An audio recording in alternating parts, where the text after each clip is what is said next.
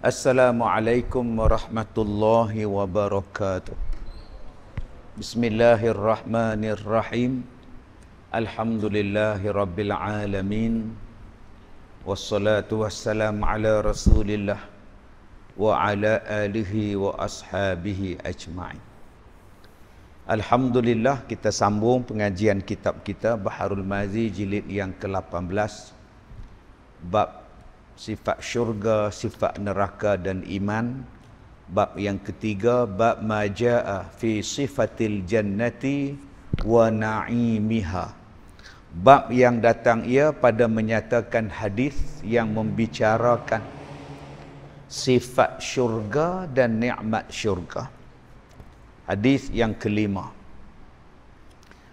Ketahuilah kiranya wahai saudaraku, bahawasanya bagi syurga itu ada beberapa nama dengan iktibar sifatnya, dan yang dinamakan dia dengan itu satu jua dengan iktibar zatnya. Baik, pertama sekali pengarang kitab mengatakan bahawa syurga itu mempunyai beberapa nama sesuai dengan sifat syurga itu dan sifat orang yang nak memasuki kepada syurga itu. Sebab itu ulama-ulama ada yang membahagikan beberapa bahagian syurga mengikut beberapa bahagian penghuni syurga. Yang jenis ni masuk syurga yang ni. Yang jenis macam ni masuk syurga jenis ni. Yang jenis macam ni masuk syurga macam ni. Ulama-ulama membuat pembahagian. Yang ni masuk syurga yang mana? Yang kelas ni masuk syurga yang mana? Mengikut iktibar sifat dan iktibar zatnya itu. Maka nama syurga itu ialah nama yang umum bagi mencapai segala zatnya.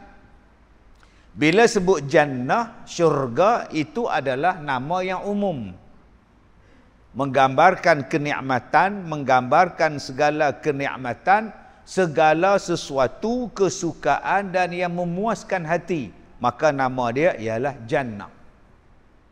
Tetapi daripada nama jannah tu pula, zat jannah tu pula terbahagi kepada beberapa nama lagi, ataupun beberapa nama bahagian lagi.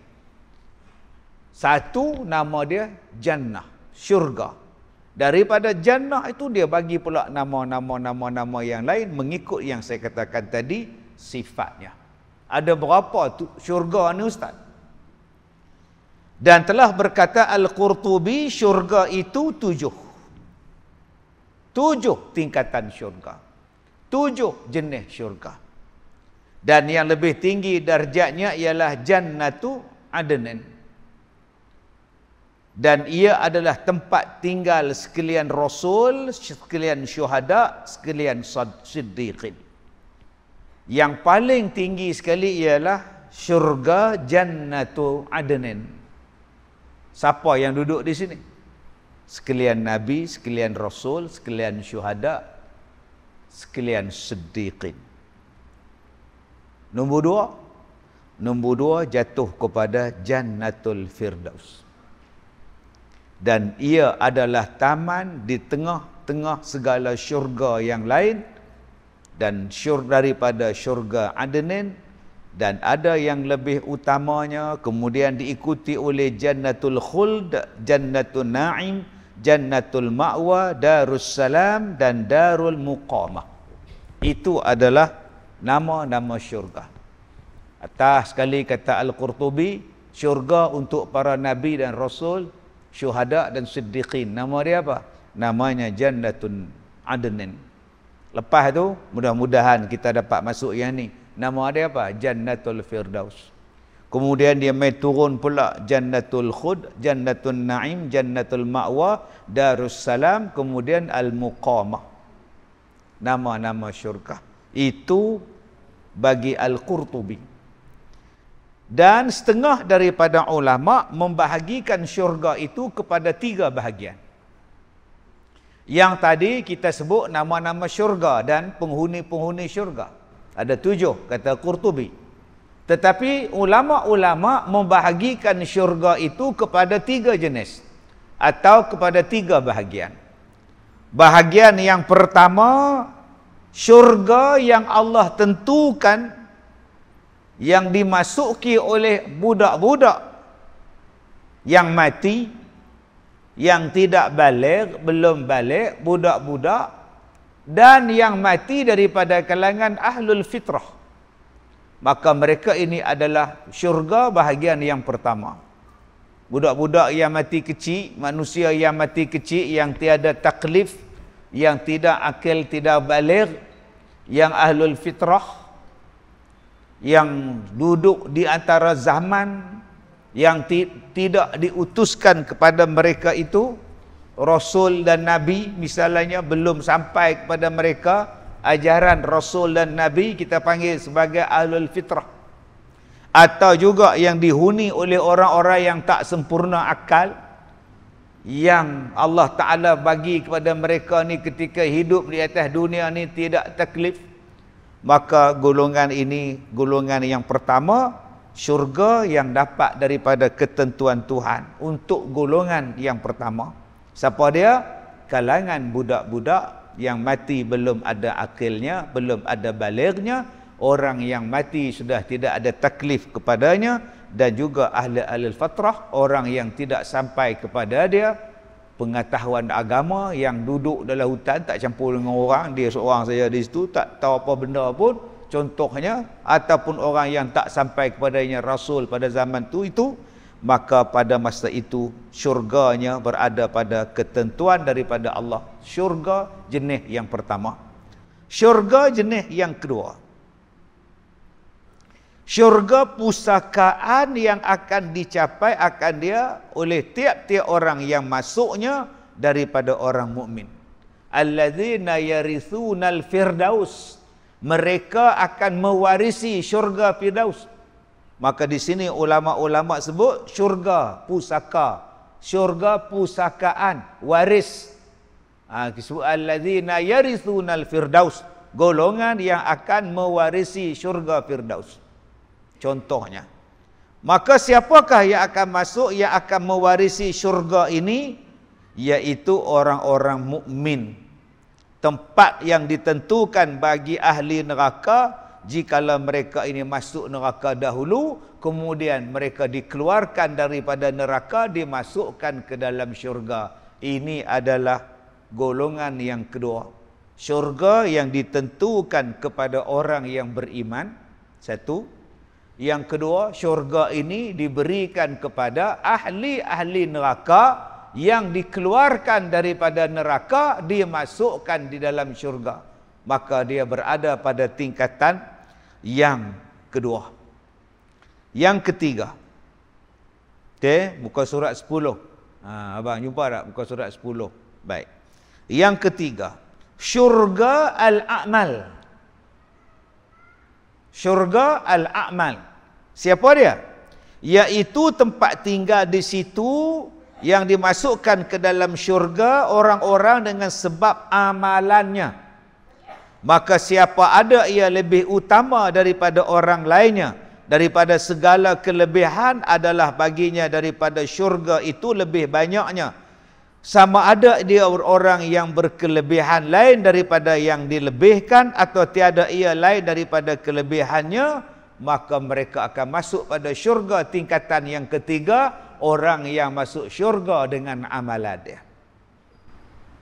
Ada yang kata, Ustaz, bukan kita masuk syurga dengan rahmat Allah ke? Iyalah, memang dengan rahmat Allah, kasih sayang Allah. Tapi kalau tak ada amalan, nak dapat rahmat apa? Sebab ada yang kata, kita ni terus buat amalan lah, tunggu rahmat Tuhan sudah lah. Tuhan nak turun rahmat apa pada hang-hang mayang bedak? Berapa banyak ayat dalam Quran dia suruh kita buat ibadat. Wa basyiril ladzina amanu wa amilus solihat anna lahum jannatin tajri min tahtihal anhar. Buka ayat tu sudah. Berilah berita gembira kepada orang beriman dan beramal soleh, mereka itu akan masuk syurga. Allah sebut dalam Quran, beriman dan beramal soleh akan masuk syurga. Tetapi masuk syurga itu dengan rahmat daripada Allah, kasih belah daripada Allah. Nak kira nak masuk syurga dengan sebab semayang pukul 6.45 tu tuan-tuan Aish. Orang lain semayang awal, hang semayang sayup pasal apa? Orang lain baca Quran banyak, hang baca Quran sikit je. Orang lain umrah tiap-tiap hari, hang umrah setahun sekali. Orang lain lah sedekah tiap-tiap hari, hang sedekah sebulan pun susah.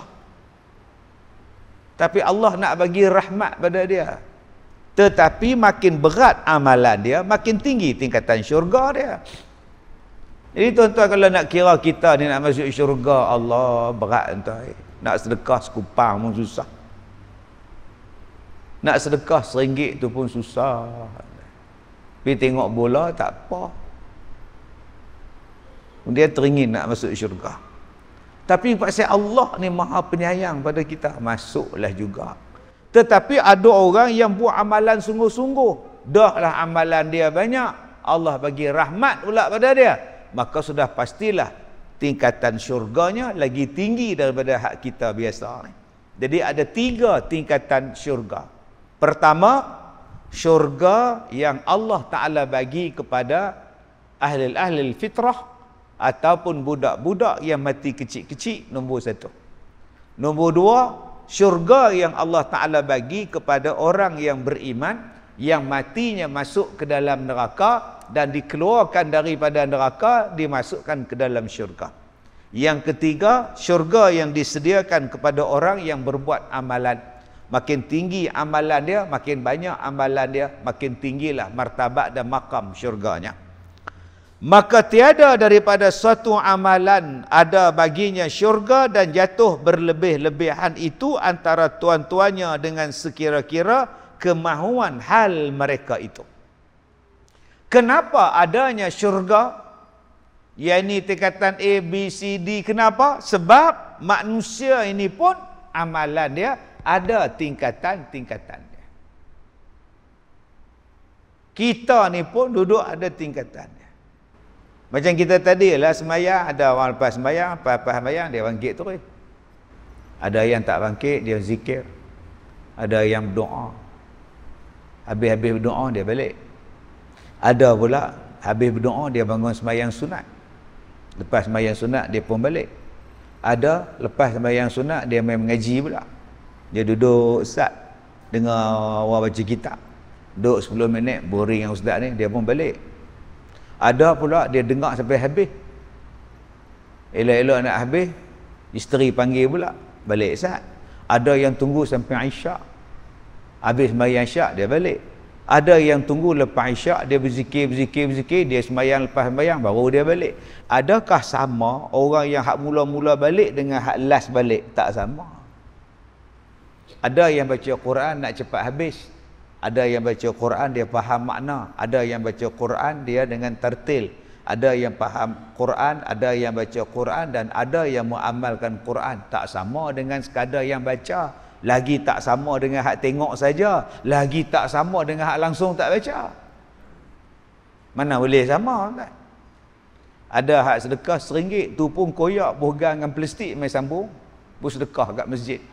Ada hak sedekah RM1 takkan sama dengan RM1 koyak 2 tu. Tak sama, tak ada. Ada orang yang belah mak dia, basuh berak mak dia, basuh kencing berak, lap mandi, suap makan mak dia. Ada yang main tengok mak dia seminggu sekali je. Ada hak setahun sekali tengok mak dia, sibuk duk jaga laki. Adakah sama pahala mereka? Jawapan dia tak sama. Dengan sebab tak sama amalan tu, syurga pun tak sama.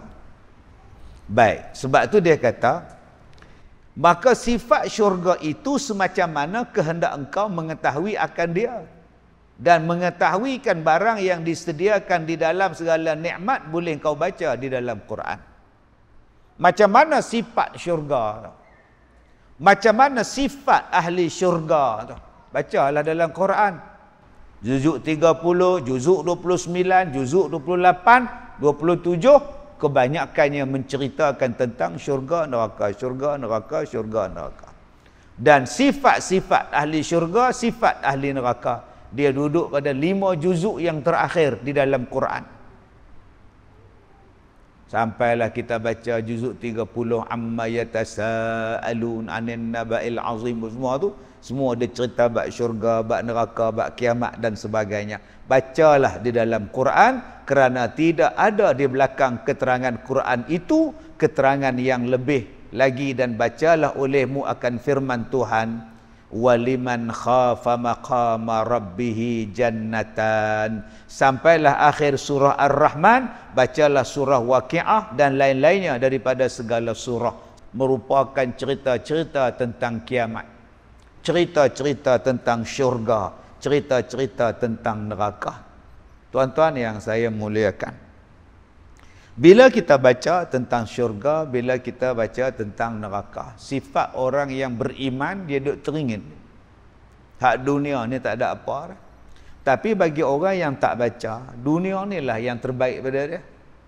Nikmat yang terbaik pada dia, dunia. Rasa sayang, rasa cinta, rasa tak mau lepas dengan dunia. Padahal dunia ni ada apa? Yang akhirat ni yang kekal. Yang nikmat yang sebenar-benar duduk di syurga. Tapi sayang, ada manusia yang tak mau lepas dunia ni. Tak mau lepas, ada jawatan kalau boleh sampai mati nak bawa. Tak mau lepas bagi pada orang lain. Harta ni tak nak kongsi dengan orang lain. Kalau boleh dia seorang nak pulun. Semua dia rasa dunia ni dia punya. Padahal bila-bila masa kita ni boleh diputuskan nyawa dan berpindahlah kita ke alam yang satu lagi. Dan jika engkau hendak ketahui tafsil segala sifat syurga itu, ambil daripada hadis-hadis Nabi. Kalau kau nak jelaskan lagi sifat syurga, Nabi menerangkan dia. Kalau nak baca tentang syurga, baca dalam Quran. Nak lagi jelas, Nabi terangkan, ada dalam hadis Nabi. Maka bolehlah kita perhatikan sekarang tafsilnya. Kemudian daripada engkau tatap dan perhatikan atas jumlah-jumlahnya, maka itu pun tafsil yang dia katakan tafsil. Sebab pun dikatakan begitu, kerana macam mana mau diliputi oleh pengetahuan kita akan syurga itu atas jalan tafsil yang hakiki, padahal Tuhan telah berfirman. Kata dia, kalau kau nak tengok apa dia yang dikatakan syurga tu, nak baca tentang syurga, kau baca hadis. Tetapi apa yang hadis duk cerita pada hang tu pun tak boleh nak sampai pada hakikat pengetahuan tafsil yang sebenar-benarnya. Kerana apa? Kerana Allah berfirman, fala ta'lamu nafsun ma ukhfiya lahum min qurrati a'yun. Maka tiada seorang mengetahui akan barang yang aku taruh, yang aku sembunyikan bagi mereka itu daripada penyejuk mata hati. Surah As-Sajdah ayat 17. Walaupun Nabi cerita rupa syurga macam ni, rupa syurga macam ni, wajib kita percaya. Tapi kita tak boleh nak bayang macam mana. Macam mana rupa dia? Bata dinding daripada emas, kata Nabi. Syurga tu dinding dia, bata dia daripada emas dan perak. Kita boleh dengar dan kita wajib percaya. Nabi kata dinding dia daripada emas dan perak. Adakah emas macam dunia? Adakah perak macam dunia punya? Tak. Habis itu macam mana Ustaz? Yang tu yang tak sampai kepada pengetahuan kita tu. Yang tak tahu tu, tak dapat kita nak bayangkan macam mana. Yang wajib kita percaya dinding dia daripada emas, dinding dia daripada perak. Adakah emas 916, 999 atau emas Zulian? Dia tak sama dengan dunia punya emas. Kalau tak sama dengan dunia punya emas, Ustaz, macam mana Ustaz? Wallahu a'lam. Yang kita tahu dia emas. Macam susu lah. Sungai dalamnya mengalirkan air susu, mengalirkan air arak. Adakah susu lembu kita Ustaz? Enlin kita kah? Dash lady kita kah? Tak. Habis itu susu macam mana?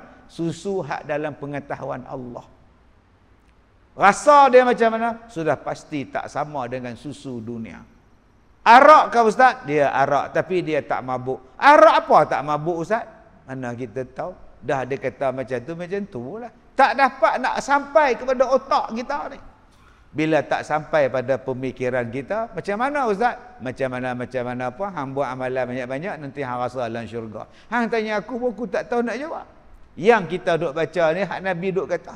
Sebab pengetahuan tentang benda itu di sisi Allah. Allah kata ma ukhfiya lahum min qurrati a'yun. Aku simpan pada kamu. Aku simpan benda ni daripada pengetahuan kamu. Ma ukhfiya. Aku simpan daripada pengetahuan kamu. Aku saja yang tahu. Nanti bila kamu masuk dalam syurga, baru kamu nampak macam mana yang aku sebut ni. Kemudian di dalam itu tersebut pula satu hadis. A'dadtu li'ibadis salihin ma la 'ainun ra'at wa la udhunun sami'at wa la khatara ala qalbi bashar. Telah aku sediakan bagi hamba-Ku yang soleh sesuatu yang tidak pernah dilihat oleh mata, tidak pernah didengar oleh telinga, dan tidak pernah terlintas di dalam hati manusia.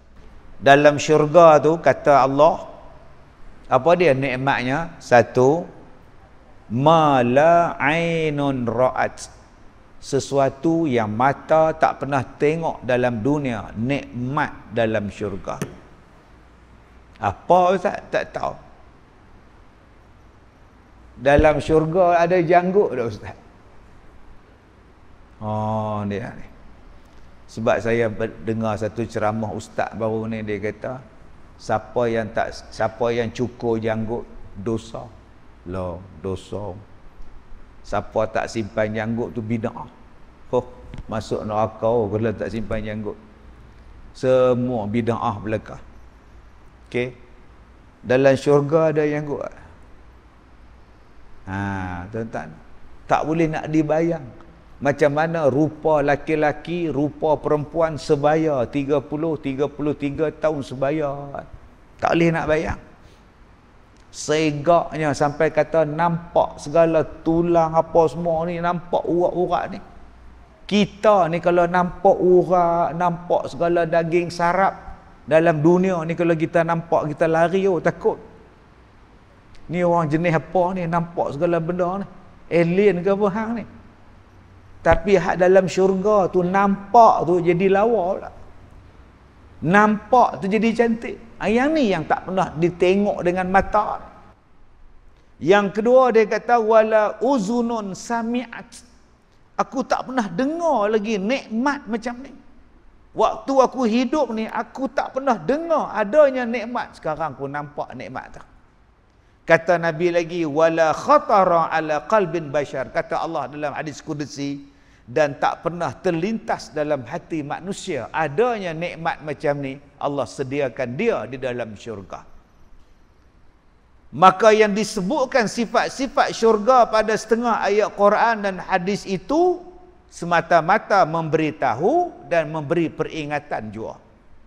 Yang Allah sebut dalam Quran, yang Nabi sebut dalam hadis, cuma Nabi nak bagi tahu macam mana nikmat itu, apa yang duk ada, macam mana nikmat itu. Tapi rupa sebenarnya hanya Allah sahajalah yang mengetahui.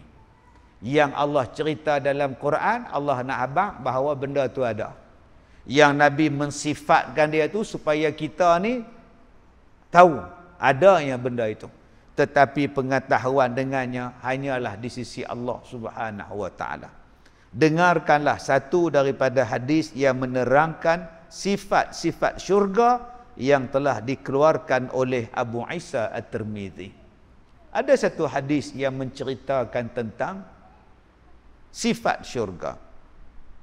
An Abi Hurairah qala, qulna ya Rasulullah, ma lana idza kunna indaka raqqat qulubuna wa zahidna fid dunya wa kunna min ahli al-akhirah fa idza kharajna min indika fannasna ahlina wa syamimna auladana ankarna anfusana.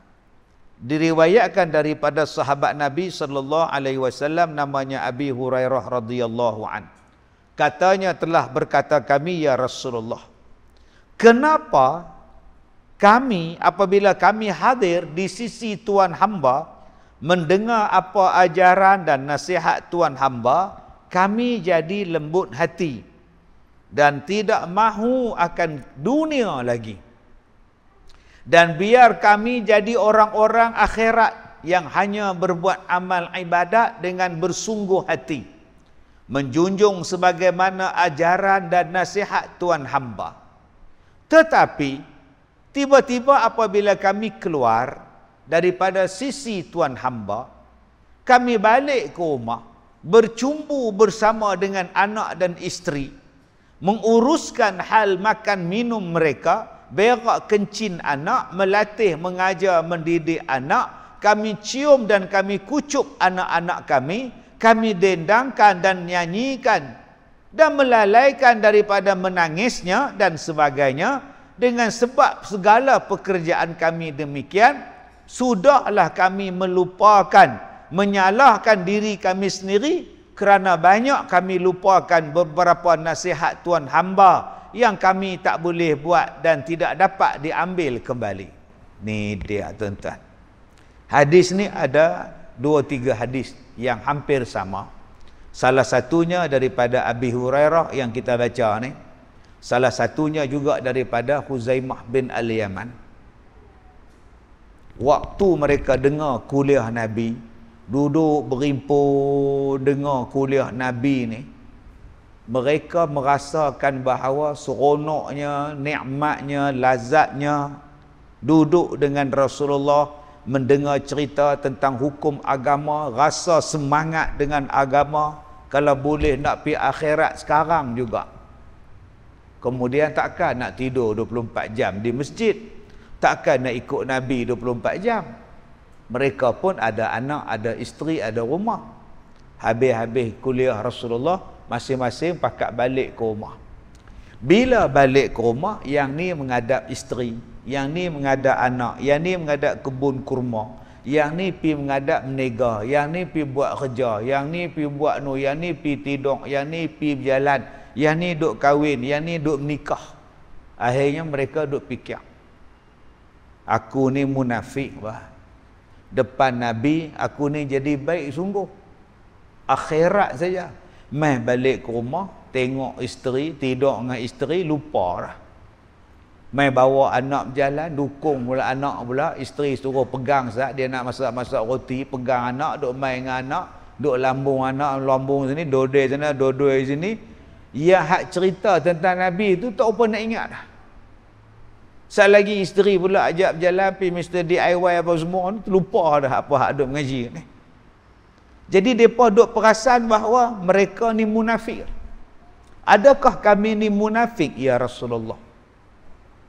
Depan Nabi kami baik, saat lagi macam kita lah. Mai semayang tadi pakai jubah, pas mayang maghrib balik, isteri kata jom kita berjalan saat di sekolah ni, bawa lah anak saat pergi Lotus ke apa agak, tukar uniform, pakai t-shirt, pakai seluar jeans, pakai topi sudu, bawa anak pergi Lotus, kedai tom yam, tak pun Cakotiau, Sungai Dua. Yang tadi duduk berzikir subhanallah, subhanallah, subhanallah, lah pula duduk ngadak Cakotiau panas, panas. Yang tadi aku subhanallah lah, duk panas ni, aku ni munafik ke? Soalan lagi tu. Mai sembahyang subuh ke, subhanallah, habis sembahyang subuh, anak ajak pergi naik bukit bendera. Pergi duk panjat bukit bendera mula lah, tegak kepala naik kereta api tu. Saat lagi turun, tunduk pula dah. Adakah saya ni munafik, Ustaz? Soalan tu Nabi ni mereka tanya, ya Rasulullah, kami bila duduk dengan Nabi iman 100%-nya, bila kami balik ke rumah dia makin turun. Adakah kami munafik ya Rasulullah? Sebab itu adanya hadis, untuk ahli engkau ada hak, untuk anak engkau ada hak, untuk badan kau ada hak. Dia mari banyak hadis menerangkan tidaklah dikira sebagai munafik. Ada masa untuk kau beribadah, ada masanya kau beriadah, ada masanya untuk kau berhibur. Tak salah. Sebab tu bila sahabat tanya macam ni, Nabi jawab macam ni. Bila sahabat yang ditanya macam ni, Nabi jawab macam ni. Sebab ada yang marah tu imam pergi main bola, semayang asar jadi imam, Habis-habis jadi imam, sangkut jubah, pakai tracksuit pergi main bola tepi padang masjid. Tengok tu munafik. Tadi ya subhanallah lah ni duk skogo buat Cristiano pula. Siung ke depan tu pula. Munafik punya tu imam. Ha ni, orang hak jenis pekat barat punya ni tuan-tuan ni. Habis tu imam nak buat apa? Dia nak pergi pasar malam tak boleh. Dia nak bawa anak dia naik motor dalam raga, isteri kat belakang tak boleh. Dia nak bawa isteri dia pergi pasar malam, pergi cari bawang tak boleh. Takkan nak duduk di masjid je. Tok imam bukan malaikat. Dia pun ada hak juga untuk menikah, dia ada hak untuk berjalan, dia ada hak untuk bercuti. Bukan sah kata jadi imam tu hak duduk di masjid je. Riadah hang tasbih. Oi, sudah. Rehat hang baca Quran. Oi, teruk tu imam lagu tu. Tak beranak lah isteri dia. Baik. Kemudian, apabila didengar oleh Nabi akan mereka itu, Nabi berkata. Dia kata apa? Faqala Rasulullah sallallahu alaihi wasallam, "Law annakum takunu idza kharajtum min 'indi kuntum ala halikum. Zalika lazaratkumul malaikah fi buyutikum." Pak siapa yang hampa ni bila duduk di sisi aku, kata Nabi, yang hampa ni jadi tenang, jadi lembut hati, iman ni rasa habis meta lah. Pak siapa? Nabi sebut, jikalau bahawasanya sekalian kamu itu ada menjadi sekalian kamu, tak kala kamu keluar daripada sisi aku, atas hal kamu lembut hati dan menurut buat semua yang aku katakan, niscaya diziarah kamu oleh malaikat ke rumah kamu. Yang kamu rasa tenang tu pasal apa? Pasal bila duduk dalam majlis yang berilmu ni, majlis bersama dengan aku ni, malaikat duk mai. Malaikat memayungi kita, malaikat mendoakan kita. Sebab tu kita rasa tenang, rasa relax, lembut hati. Ni kelebihan berada dalam majlis ilmu. Tenang. Tu yang senang tidur. Nah, dapat tiang pula, senang lena tidur. Dan malaikat tu pula akan mengiringi kamu sampai kamu balik rumah. Allahu Akbar. Saya banyak kali tuan-tuan balik pada ceramah, duk jumpa orang hak balik ceramah tu accident. Allah, sedih. Ada yang balik daripada ceramah saya, suami isteri, accident langgar dia orang mabuk, putih kepala. Allahu Akbar. Mabuk laju tahu mana kan, pergi rempuh orang lelaki bini naik motor. Ada yang malam saya ceramah, malam tu dia mati, pagi besok mandi mayat, saya pergi mandi. Mandi pula dalam lori. Lori besar, mereka jadikan tempat mandi mayat. Bergerak, mobile. Van mandi mayat secara mobile, bergerak. Senang, yang mana ada rumah flat, nak buat ke surau susah. Rumah, masjid mereka tak ada tempat mandi mayat, surau tak ada tepi mandi mayat. Mandi dalam lori. Saya naik atas lori. Saya tanya dia berapa galen air dalam lori dia, berapa orang boleh muat. Siap dengan kapan dalam lori tu, Masya Allah. Senang tuan-tuan. Kalau ada hak mati di lapangan, nak bawa balik ke masjid susah, nak bawa balik apa semua susah. Mandi di kubur. Mandi di kubur, kapan-kapan semayang, tanam terus. Tak payah nak usung pergi ke hulu ke hilir dah. Allahu Akbar. Semalam satu lagi. Saya ceramah semalam satu tempat, balik-balik tu accident dah. Motor. Duk pakai kem plekat lagi balik ceramah kita. Ada hak tak sempat pi, mati, kena langgar. Ada hak balik, keluar dah surat khabar lagi. Tak sempat menghadiri ceramah Ustaz Kazim. aksiden meninggal. Keluar dalam paper pula nama saya juga yang naik. Jadi tuan-tuan hak balik ni berhati-hatilah. Ustaz kata malaikat duk iring dia. Elok malaikat duk iring dia, mati dalam rahmat Allah. Sebab tu dia kata malaikat tadi balik sampai ke rumah kamu rasa tenang. Walau la tuznibu laja Allah bi khalqin jadidin kayuznibu fayaghfiru lahum. Dan jikalau tiada berbuat dosa sekalian kamu, pasti Tuhan mendatangkan dengan makhluk yang baru supaya berdosa mereka itu dan minta ampun akan dosanya, maka diampun Tuhan bagi dosa mereka itu. Dia kata, Ustaz, kalaulah kita ni dah duduk dalam majlis ilmu, Allah ampunkan dosa kita. Malaikat pun doa pada Allah, minta supaya Allah ampunkan dosa kita. Kita ni dah tak ada dosa. Ya. Kemudian kita duk mari lagi majlis ilmu lah apa semua. Nak ampun dosa apa lagi, Ustaz? Dosa dah tak ada. Soalan tu. Dosa saya tak ada dah, Ustaz. Maka kata Nabi, kalau ada orang di sekeliling kamu yang berdosa, berkat daripada doa malaikat pada kamu, Allah ampunkan dosa kamu. Orang yang sekeliling kamu tu pun Allah ampunkan dosa. Pasal kamu ni dah tak ada dosa. Hak duk sekeliling dengan kita. Sebab tu tuan-tuan, kita ni tak baik. Kita ni tak baik. Berjiranlah dengan orang baik. Kita ni malas berzikir. Berjiranlah dengan orang yang rajin berzikir. Kita ni malas main sembahyang jemaah, carilah jiran kaki jemaah. Sebab orang macam ni Allah ampunkan dosa dia.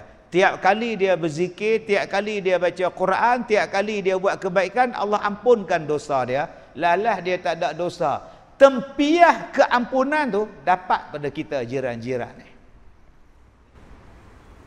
Sebab ada orang yang tak suka berjiran dengan orang kuat berzikir. Silap duduk sebelah pengurusi masjid. Macam mana aku main sewa sebelah rumah tu imam pula dah. Kacau betul. Nak buat karaoke pun payah nak tak. Lah. Saya seronok tak? Jiran belakang rumah saya dia tak Islam. Kiri kanan pun tak Islam. Depan pun Ustaz tahu. Nepal ke Vietnam sama Ustaz. Senang saya tak. Nak karaoke ke apa. Senang hang cakap. Hak belakang malaikat tak doa, hak kiri kanan malaikat tak bagi rahmat apa semua, hang duduk di celah-celah depa. Hang duduk di celah-celah depa, tengah-tengah depa. Buatnya pula kiri kanan hang tu pula duk rajin zikir ikut cara agama depa. Lagi hang pening. Pagi-pagi penuh dengan asap dengan loceng tong-teng menang, lagi hang pening tak? Tuan-tuan hak pernah dapat orang alim depa, tuan-tuan tahu? Tak pernah duduk berjiran dengan orang yang rajin buat ibadat agama mereka. Subuh semi'i asap berkepui masuk dalam bilik kita. Baru tahu. Hak jenis hak tak semayang mereka ni tak semayang ni, hak jenis baik warak terlebih tuan. Pagi-pagi ni duk belah buahnya lah. Baik. Kemudian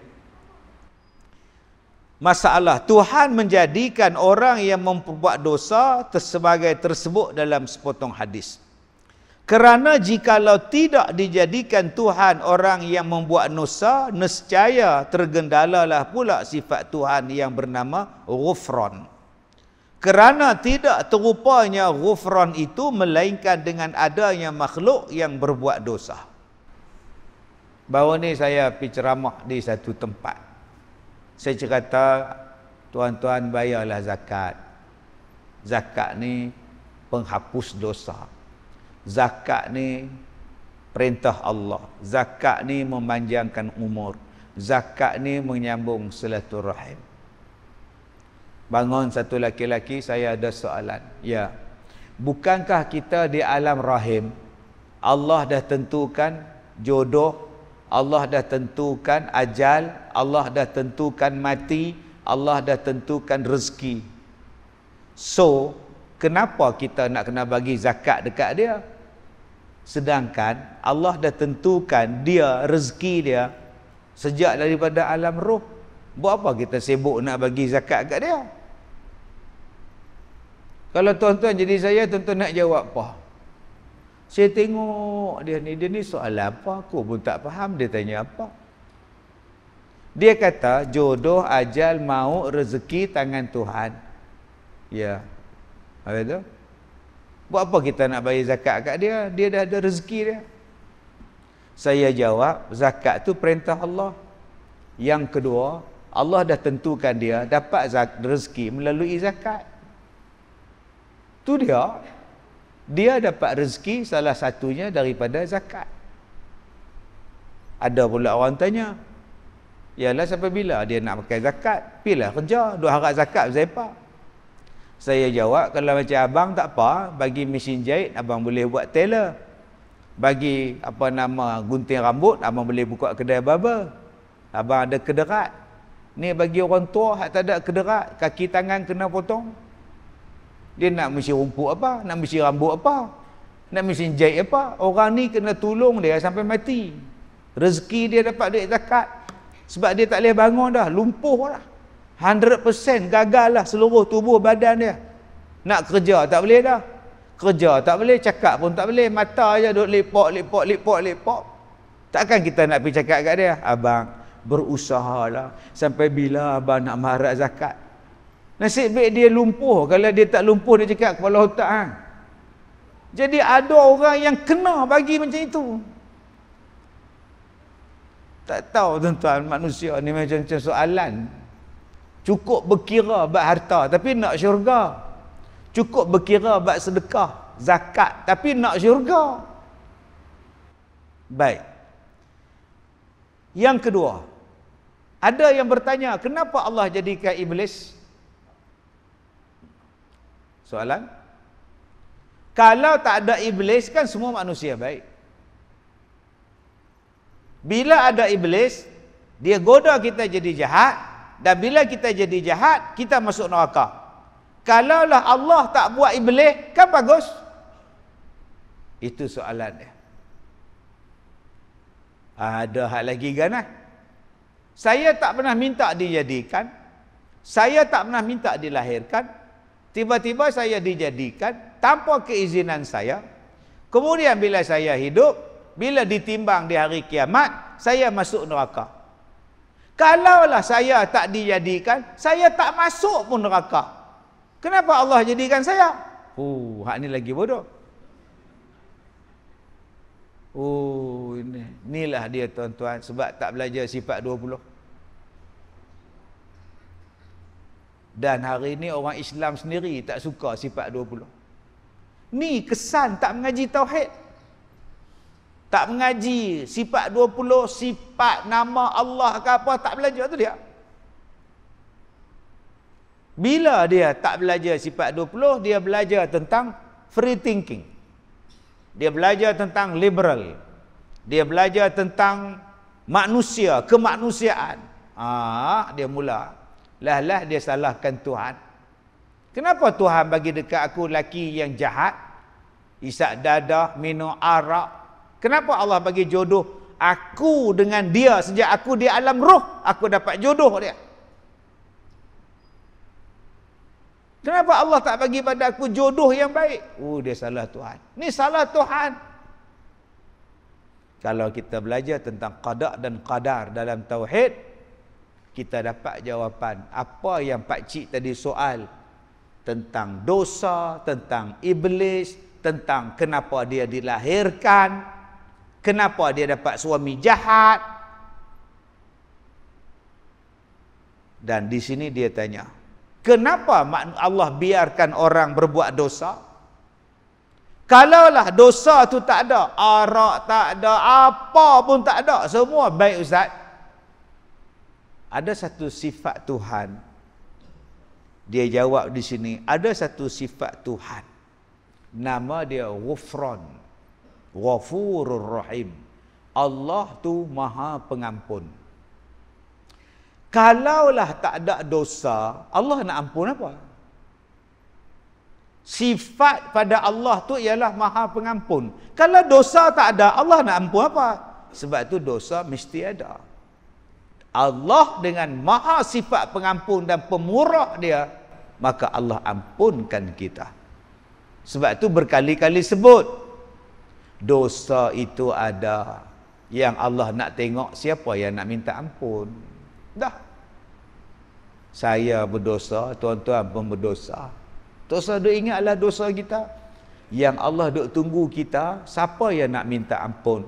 Aku berikan keampunan. Selesai masalah. Tetapi janganlah permudah-mudahkan dosa. Itu saja. Satu. Dua. Kita semua ni bukan baik. Kita semua ni bukan baik. Saya pun tak baik. Tapi Allah simpan jahat kita tu. Allah tutup jahat kita. Tak bagi orang tahu. Kalaulah orang tahu, mampus kita. Kita ni bukan baik pun. Tapi pasal Tuhan simpan. Tuhan simpan jahat kita lah. Ada orang yang selalu tampar isteri dia, tapi di pejabat baik. Ada orang yang selalu smackdown suami dia. Adik-beradik John Cena isteri dia. Sebelum dia smackdown, dia buat kat laki dia macam tu. Tapi mai masjid telekung. Tasbih ni panjang jela. Ada orang jelin mak dia. Jegi mata kat mak dia, jelin pula. Amboi. Tapi depan orang ramai, sopannya. Ada orang tuan-tuan, depan anak-anak cengeng, jentik telinga, ketuk kepala, cubit, sepak, cucuh api okok pun ada. Tapi pi kenuri, sopan. Pasal apa? Pasal Allah tutup hak jahat kita tu. Allah tunggu bila hang nak taubat. Satu.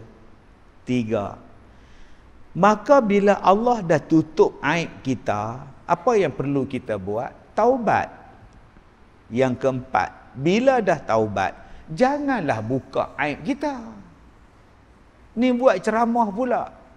Kisah saya yang silam. Tak payah. Saya dulu. Yang dulu-dulu tu sudah. Allah dah ampunkan hang. Sudahlah. Tuan-tuan yang saya muliakan. Ada manusia jahat. Dan Allah izinkan dia buat jahat.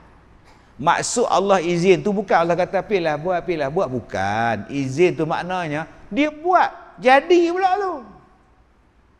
Kenapa Allah tak bagi dia, Ustaz? Jangan jadi, Ustaz. Kenapa jadi juga? Ada benda lain Allah nak bagi.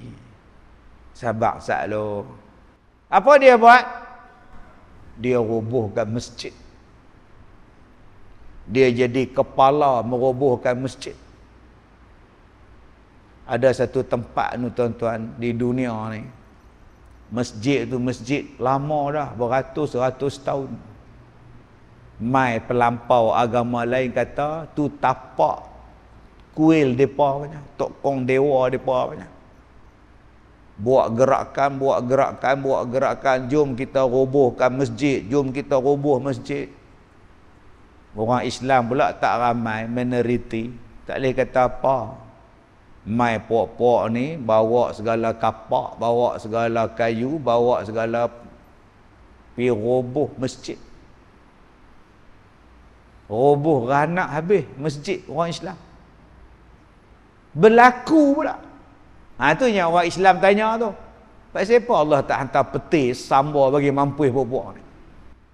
Kenapa Allah tak jadikan mereka tu tangan jadi kaku lumpuh ke? Masjid rumah Allah, Allah bagi roboh semua ni. Izin pula. Sabar saklo. Bila dah roboh, kecoh satu dunia. Akhirnya timbul ketakutan kepada kepala dia yang duk roboh tu. Balik ke rumah, ayah dia marah, keluarga dia marah. Hang ni, dia main. Walaupun keluarga tu bukan Islam, tapi mak pak dia tak setuju anak dia jadi kepala merobohkan masjid. Hang jadi pelampau agama. Mak pak halau dia. Orang pakat kutuk dia, ada hak sanjung-sanjung lah, tapi dia timbul takut. Nyorok, dia takut, hati tak tenang, tak boleh tidur, tak boleh keluar rumah, jadi takut. Dia pantang tengok orang berjanggut. Dia takut. Berbulan-bulan dia takut. Balik ke rumah, lagi sekali keluarga marah dia, pak dia mati pula. Hang punya pasal pak susah hati, pak mati pula. Beramboi hang, beramboi lagi sekali. Dia tak tahu nak pergi mana entah. Rasa bersalah ni tak tahu nak abang. Jumpa dengan geng dia AJK yang sama-sama merobohkan masjid. Dia kata, mak macam mana mak? Aku ni lah. Kata mak aku dah Islam. Hang yang geng aku ambil kapak sama-sama pergi roboh masjid, hang masuk Islam tak? Ya. Aku pun macam hang. Papa aku roboh masjid tu, jiwa aku tak tenang. Aku jumpa dengan Maulana, aku jumpa dia, minta nasihat dia. Lah ni aku tenang lah, aku dah Islam. Kalau anak hang jumpa dengan syekh tu, pergi jumpa syekh tu. Syekh Maulana tu kata apa kat dia? Tak apa, hang robohkan satu masjid, lepas ni hang buat lagi ratus-ratus masjid. Hang roboh satu, tak apa, hang ganti balik masjid yang lain. Syekh ni tak marah, tak kutuk, tak maki, tak boikot, tak kata apa. Cuba kita jadi syekh tu tengok, Maulana tu, laknatlah atas hang, sama petik lah atas hang. Kita kalau tak geng dengan kita, maki siang malam. Tambah kalau tak pangkah kita, lagi maki. Siap boikot kuliah dia. Hak syekh tadi kata tak. Aku nak marah apa, hang dah jadi dah. Lah ni, hang duduk lah sini. Duduk sini. Tak Islam. Maulana kata duduk sini. Ngaji dengan aku. Beberapa bulan duduk dengan Maulana ni, masuk Islam hamba Allah. Tukar nama jadi Muhammad Amir. Daripada hak pengganas tu masuk Islam. Daripada satu masjid ke satu masjid, satu masjid sampai satu masjid, dia buat 91 buah masjid. Tahun 2020 dia dah buat 91 buah masjid, lagi 9 lagi nak cukup. Daripada orang yang merobohkan masjid, dia rasa bersalah, dia masuk Islam, dia buat masjid pula. 2021 dia mati. Hampir 100 masjid yang dia nak buat, Allah bagi izin buat. Nampak hikmah dia tu.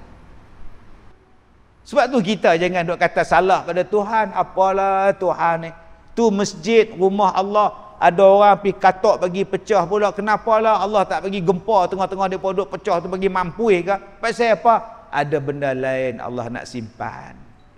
Rupa-rupanya yang satu masjid hilang, mai ganti balik 100 masjid hak lain. Dia tarik pula berapa ramai orang hak sama-sama merobohkan masjid tu masuk Islam, dan dia pun buka ma'had, buka madrasah untuk tarik orang masuk Islam. Balik tuan-tuan buka sejarah masjid ni. Dia pun buat dokumentari khas.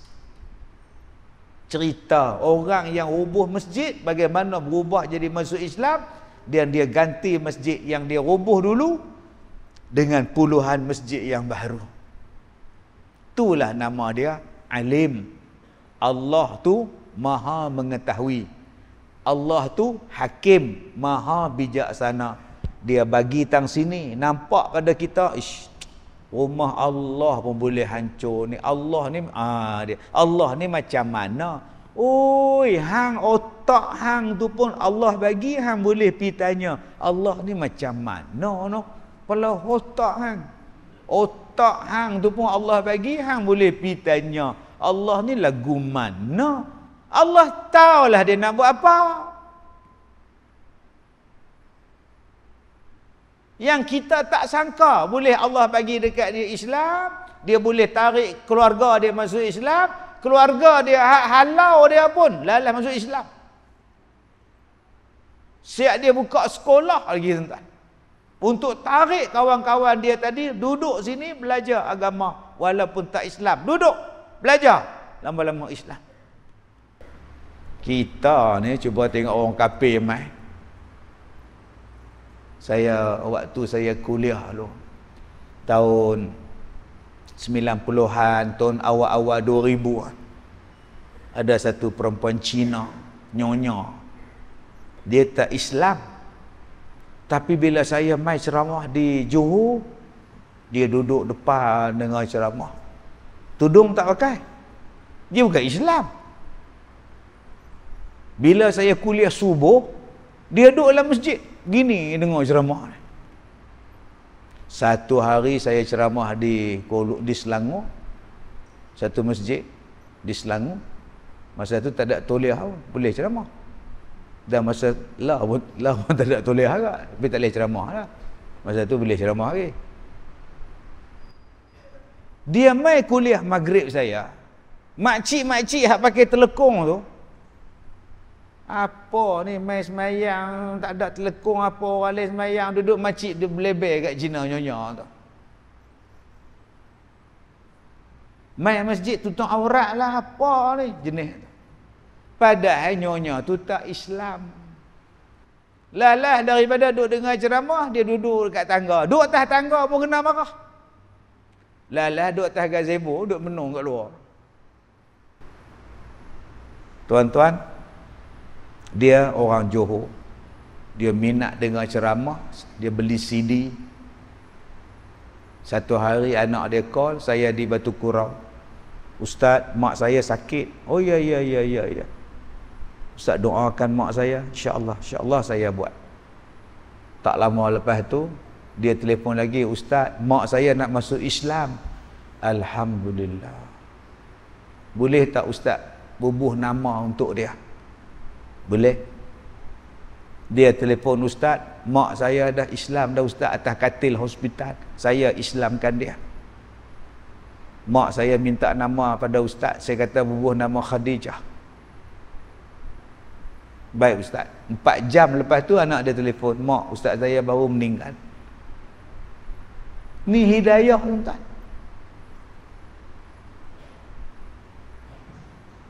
Suami dia tak Islam. Cuba pula nak tarik suami dia, tak sempat tuan-tuan. Kita nak bagi, nak kata apa, tak ada. Isteri sempat Islam. Jadi tuan-tuan, itulah nama dia Ghufran. Allah jadikan itu ada tentunya, ada sebabnya, ada hikmahnya, ada tujuan dia. Maka kata dia, janganlah pula siapa-siapa menyangkakan hadis ini mempermudah-mudahkan buat dosa, dengan makna siapa yang buat dosa lalu diampunkan oleh Allah. Jangan faham macam tu juga. Tak apa, kita enjoy dulu, lepas tu kita minta ampun lah. Jangan faham lagu tu. Dan kata dia, bahkan hadis ini menerangkan dan memberitahu akan jikalau sekiranya sekalian kamu, hai sahabat Nabi, tidak berbuat dosa, pasti juga Tuhan jadikan makhluk yang berbuat dosa itu supaya zahir sifat Tuhan yang bernama Ghufran. Maka apabila taubat orang salah itu, zahirlah Tuhan itu sifatnya yang bernama menerima taubat. Tidaklah maknanya hadis itu menyuruh berbuat dosa dan menggalakkan berbuat dosa, bukan. Tapi kenapa dosa ada orang buat? Sebab Allah tu Maha Pengampun. Kau carilah keampunan Tuhan, Allah bagi. Dan kadang-kadang keampunan Tuhan yang bagi itu sangat dahsyat. Ada yang bakar Quran, yang menghina Nabi Muhammad, yang menulis kartun gambar Nabi Muhammad, aksiden tuan-tuan, mati terbakar, rentung mayat dah. Lepas hina Quran, hina Nabi Muhammad, terlibat dengan kemalangan, terbakar dah. Orang tu ambil gambar video duduk terbakar lah kereta. Kita tengok mengeri. Ada orang yang bakar Quran di Sweden, di Denmark. Sekarang masuk Islam. Dulu duk pegang Quran, duk bakar Quran. Sekarang Denmark dah mengetatkan balik penghinaan terhadap agama lain. Dulu Denmark tu dia menghapuskan akta melarang menghina agama. Akta tu dihapuskan. Sekarang buat balik. Sebab orang dah mula membakar Quran. Bila makin bakar Quran, makin orang kaji Quran. Orang yang tak pernah dengar tentang Quran, Mak Saleh yang tak pernah dengar Quran ni, depa ni bakar apa? Dia secara tak langsung dia promosi. Bakar Quran bakar. Mak Saleh ni bukan macam kita, tuan-tuan oi. Depa tu nampak pandai, pak saya cakap orang putih. Padahal ada je 5 pun tak lepas. Depa bukan mengaji macam kita. Kita di sekolah rendah tu, pelajaran dah je 3, tingkatan 3 punya tu, pelajaran tu. Budak dah je 6 sekolah kita tu, kebat semuanya ada tu. Soalan dah je 1, tapi soalan belajar dah je 1, soalan dah je 4, je 3 macam. Kita pun penin. Zul beli nasi lemak RM1. Baki yang dia dapat 20 sen. Dia bagi dekat Cik Limah 40 sen. Sepatutnya Zaki berapa dapat? Kita pun tak tahu soalan tu. Kebak sungguh tak ada. Dia tanya bab apa tau. Budak dah je 1 tanya lagu tu. Kita pun hak tua-tua bangka pun penin.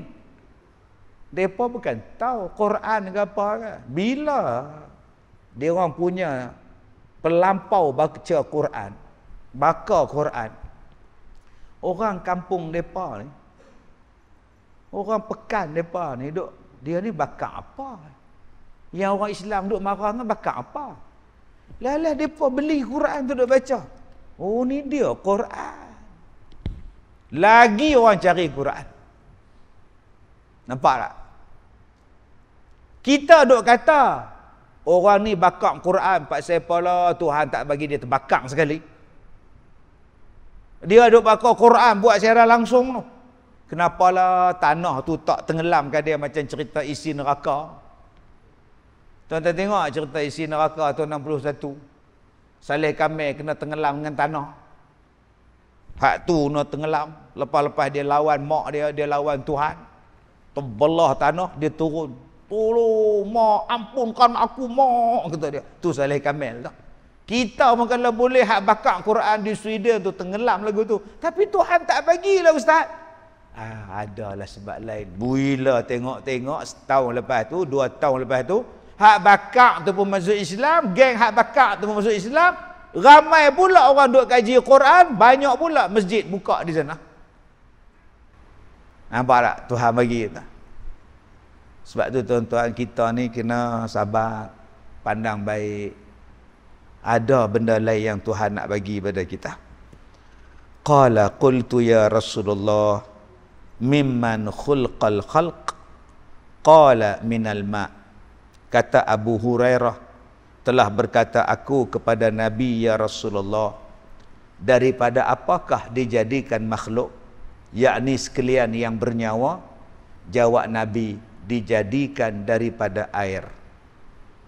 Lepas Abu Hurairah tanya bab di masjid rasa lain, di rumah rasa lain, Nabi jawab. Abu Hurairah tanya pula, makhluk yang bernyawa ni ya Rasulullah dijadikan daripada apa? Maka Nabi jawab, minal ma', dijadikan daripada air. Pun ulama-ulama bincang. Ayat Quran surah Al-Anbiya ayat 30, Allah Ta'ala kata, wa ja'alna minal ma' kulla syai'in hayy. Dijadikan daripada air tiap-tiap sesuatu yang hidup. Habis itu ustaz, malaikat daripada cahaya, iblis daripada api, mana ada air? Macam apa pula? Yang Allah kata daripada air, Allah juga bagi tahu daripada cahaya, daripada api. Macam mana ustaz? Tak bercanggah ke ustaz dua benda ni? Yang ni insya-Allah kita baca minggu bulan depan insya-Allah. Wallahu a'lam. Kita sambung lagi insya-Allah. Wabillahi taufik wal hidayah. Assalamualaikum warahmatullahi wabarakatuh.